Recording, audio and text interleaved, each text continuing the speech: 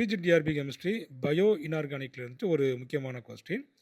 Which spectroscopic technique is commonly use to study blue copper proteins? NMR, UV visible spectroscopy, X-ray, mass spectrometry. அப்போ எந்த technique commonly use to study blue copper proteins? அதாவது UV visible spectroscopy.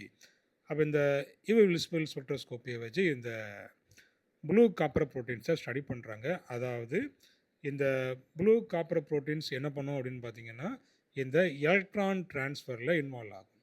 அதாவது இப்போது எக்ஸாம்பிளுக்கு பார்த்தீங்கன்னா பிளாஸ்டோசைனின் இருக்குது.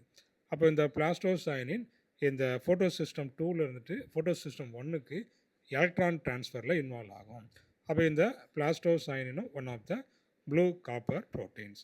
இதே போல் உங்களுக்கு நிறைய கொஸ்டின் வேணும் அப்படின்னாச்சுன்னா என்னுடைய சேனலை சப்ஸ்கிரைப் பண்ணிவிடுங்க. தேங்க்யூ.